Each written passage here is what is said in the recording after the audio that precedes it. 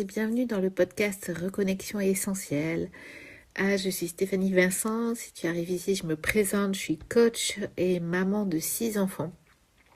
J'accompagne les parents et les enfants, les jeunes, vers un retour à l'essentiel, un retour sur ce qui nous fait sens, ce qui nous fait nous sentir bien à travers un pas à la fois, avec de la douceur, de la clarté, voilà, de ne pas juste comprendre, mais aussi de ressentir et d'aller vers des choix plus alignés. Donc voilà, l'épisode d'aujourd'hui, on continue sur le thème des émotions. Et j'espère que ça ira parce que là, j'ai un bon rhume depuis ce matin. Mon corps qui me fait signe qu'il est un petit peu trop fatigué. Donc voilà, je vous embarque quand même dans cet épisode 46 sur les émotions. Et donc j'ai déjà fait un peu une introduction la semaine dernière. Et entre valeurs, besoins, émotions, pourquoi en arriver à ce troisième pied de mon tabouret. Et là, je vais définir en gros pourquoi il y a 6 émotions universelles. Et on va partir comme focus, on va prendre l'émotion de la joie. Donc, allez, c'est parti. Un petit historique, voilà. Aujourd'hui, en général, on explore 6 émotions universelles.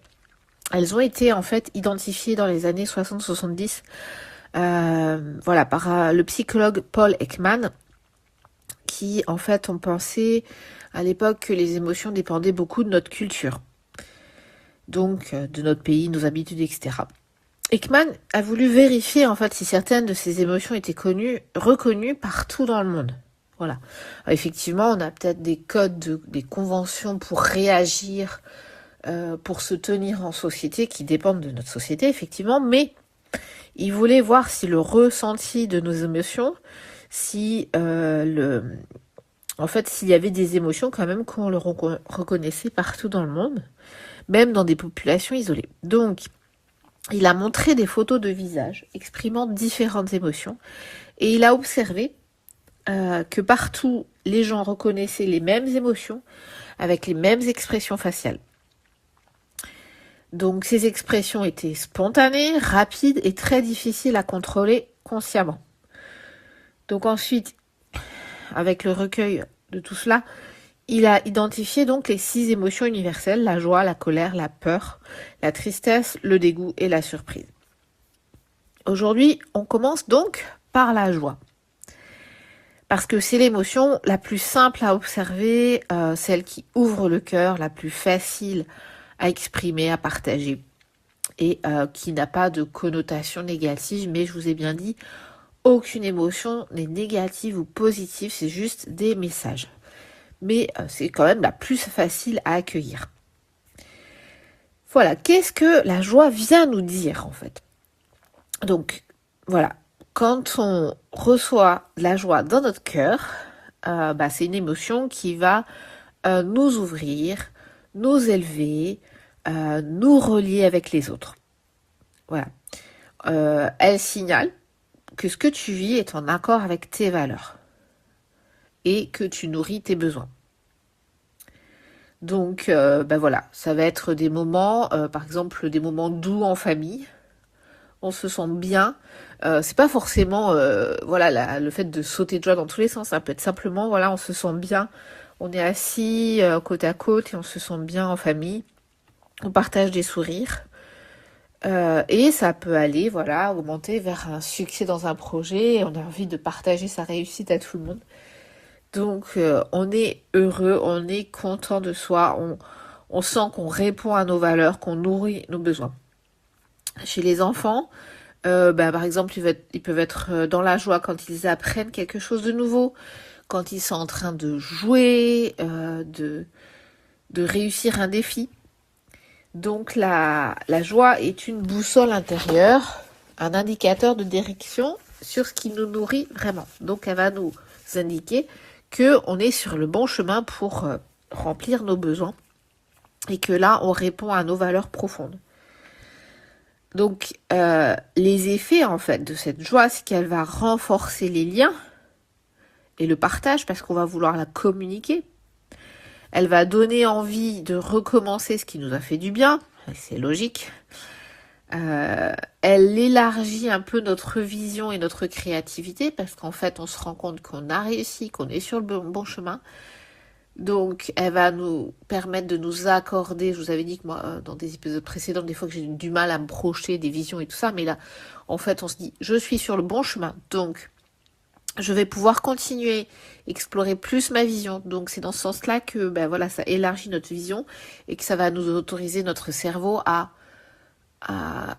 être plus créatif et à trouver des moyens, à trouver des façons de continuer ce chemin, de le nourrir. Donc pas forcément la créativité comme voilà, de peindre, de chanter, de danser, mais d'être créatif dans notre procédé, dans notre façon de faire, dans notre façon d'être, dans notre façon d'être en lien, dans notre façon de remplir le sens de notre projet. Voilà.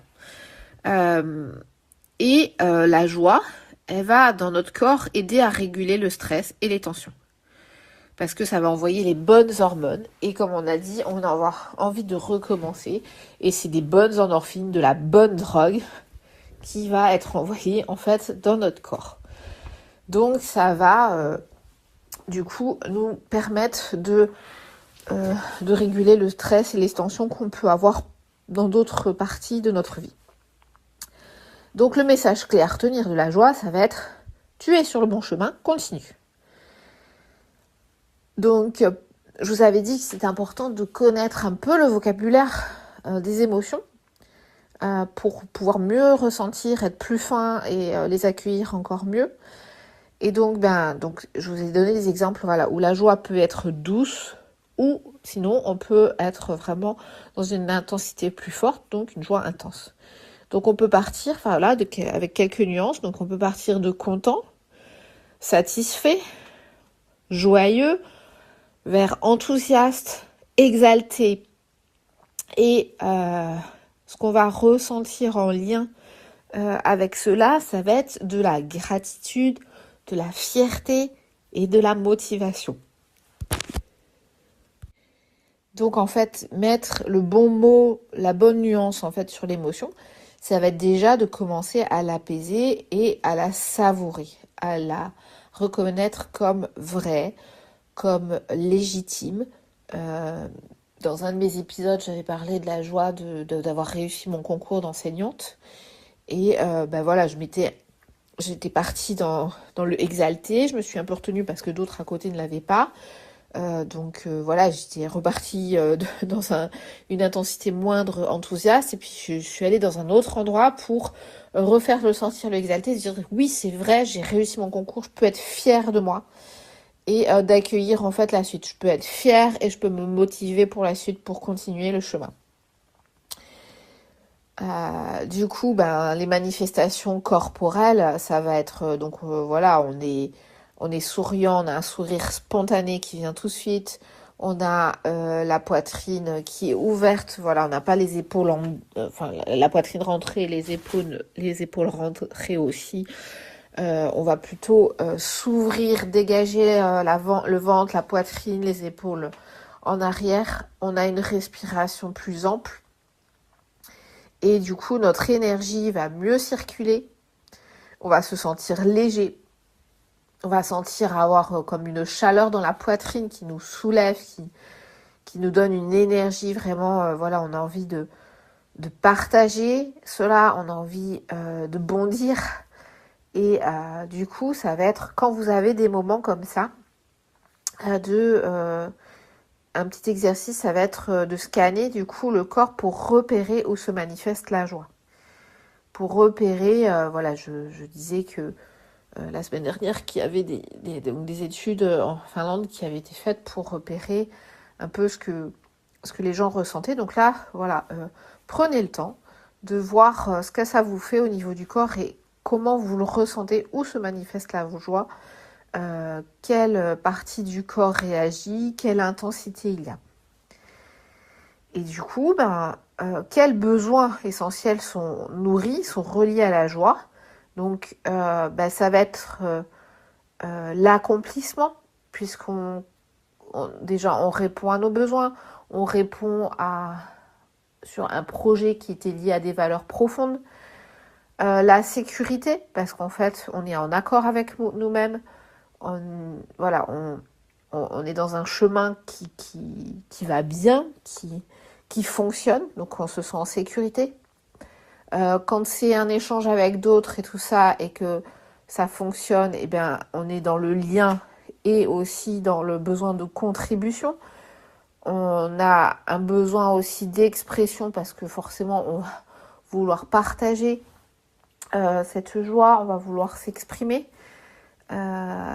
Voilà, donc ça répond à des besoins et ça émet des besoins du coup de partage, de lien, de contribution. Et donc par exemple, si on passe du temps avec ses enfants, on se sent bien, on se sent joyeux et on nourrit notre besoin de lien. Et ça contribue en un cercle vertueux où on va continuer de nourrir ce besoin de lien puisqu'on voit qu'il y a un effet où on est bien. Peut-être qu'en face de nous aussi, il y a des sourires. Il y a des personnes qu'on sent détendues, qu'on sent joyeuses. Du coup, voilà, ça va être un cercle vertueux. Un autre exemple, de créer quelque chose.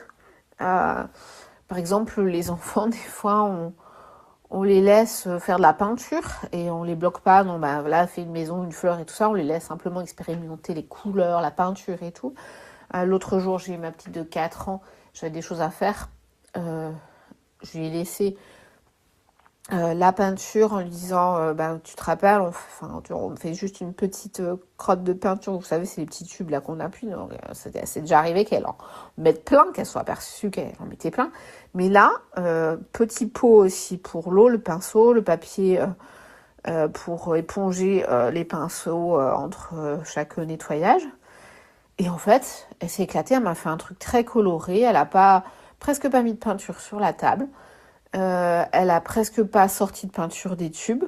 Elle a utilisé un pinceau, elle l'a rincé. Et elle a utilisé pas mal de papier, on utilise du papier toilette pour être plus économe, pour pouvoir éponger son pinceau à chaque fois qu'elle prenait un peu trop de peinture ou trop d'eau ou qu'elle voulait le nettoyer. Et elle était vraiment, elle était contente d'elle. Elle s'était exprimée à travers la peinture. Et moi, j'étais contente de lui avoir laissé cette liberté, à savoir que après, il y avait eu d'autres étapes avant. Et chacun, en fait, était heureux, en fait. Moi, dans mon besoin de pouvoir faire des choses et de pouvoir accorder aussi à mon enfant un temps de confiance, de liberté, d'expression. Et elle, de créer quelque chose... qu'on lui accorde la confiance, d'être dans l'expression libre. Et voilà. Donc il y avait une joie partagée, différents besoins selon les personnes et des besoins communs. Donc ça peut être aussi aider quelqu'un, le besoin de contribution. Quand on s'aperçoit qu'on aide vraiment la personne et qu'on va dans son sens et qu'on n'est pas à vouloir non plus la sauver ou lui accorder le conseil, bien sûr, un peu forcé ou qui est le nôtre dans notre situation à nous, dans notre perception du monde à nous et pas le sien. Mais quand on s'aperçoit qu'on va vraiment être là pour écouter la personne, par exemple, une amie qui va pas bien, on va l'écouter sans donner de conseils, sans rebondir, sans parler de soi. Et en fait, la personne nous remercie, on a l'impression d'avoir rien fait, mais on a été là. Et je trouve que la joie simple qu'on peut ressentir et calme qu'on peut ressentir aussi et voit vraiment dans ce sentiment de la joie et qui remplit de ces différents besoins. C'est pas forcément du coup un seul besoin. Et donc je vous invite pour aussi accueillir la joie. C'est du coup c'est un peu le même exercice pour toutes les émotions, hein, c'est de mettre la main sur le cœur, l'autre main sur le ventre et de respirer calmement, fermer les yeux si vous le souhaitez et de se dire j'accueille cette joie, je la ressens dans mon corps, à cet endroit-là. Je ressens l'intensité. J'accueille la joie comme une messagère. Et je laisse sa lumière m'indiquer ce qui me nourrit dans ma vie. Et ça va permettre d'ouvrir l'esprit si vous prenez quelques moments dans la journée où vous ressentez cette joie. Ça va vous permettre de vous connecter à vos vrais besoins, à vos vraies valeurs et de peut-être prendre un temps pour marquer cette joie par un petit geste qui va ancrer. On appelle ça l'ancrage. Et donc vous ressentez dans votre corps, vous accueillez et par exemple vous vous serrez les mains ou vous vous tenez les bras comme un câlin que vous faites à vous-même. Un petit geste comme ça que vous allez associer à ce moment-là, à cette joie, et quand vous en aurez besoin plus tard, vous pourrez revenir en fait sur cette émotion, sur ce bien-être que vous avez ressenti par rapport aux besoins. Si vous sentez que là vous nourrissez pas ce besoin-là, et bien vous pourrez essayer de vous rappeler à quel moment vous avez ressenti cette joie et vous avez nourri ce besoin, juste en faisant ce geste-là qui va essayer de vous rappeler ce moment-là. Donc oui, la joie, c'est important de l'accueillir, même si on se dit c'est cool, c'est une émotion sympa, c'est naturel et tout, il n'y a pas besoin de la calmer et tout. Si, des fois il y a besoin de la calmer parce que ça peut être dangereux, parce qu'on ne fait pas attention à notre entourage. Les enfants par exemple vont aller courir partout et peut-être sur la route, vont faire des grands gestes et peut-être cogner quelqu'un. Ou blesser quelqu'un d'autre qui est triste à ce moment-là, comme dans l'exemple que je vous donnais. Donc il y a aussi besoin de ressentir la joie, de la sentir arriver dans notre corps, de gérer l'intensité en fonction de ce qui se passe dans notre environnement et d'avoir cet ancrage qui peut servir pour plus tard quand on est un peu plus triste et qu'on a besoin de se rappeler que la joie existe et qu'il y a des moments où on est capable de répondre à nos besoins. Donc voilà, ce petit rituel à faire pour accueillir la joie et renforcer plus tard, renforcer ces liens avec nous-mêmes, avec nos besoins et s'en resservir plus tard. Voilà, donc aujourd'hui je vous ai proposé de travailler sur la joie. C'est vraiment un guide, un signal précieux qui te montre que tu nourris ta vie et tes besoins. Donc c'est une émotion qui du coup nous informe, qui nous aide à avancer. Et la semaine prochaine, on continuera sur les émotions, sur ce qu'elles viennent nous dire, et puis un petit exercice pour que ce soit un message qui donne suite à une action, à une meilleure connaissance de soi et une action adaptée aussi à nous-mêmes et autour de nous. Je te laisse sur cet épisode et puis je te rappelle que pour le mois de novembre, il y a toujours encore quelques jours pour prendre rendez-vous avec moi suite à mon podcast spécial du mois d'octobre. Et à bientôt pour la suite de ce chemin.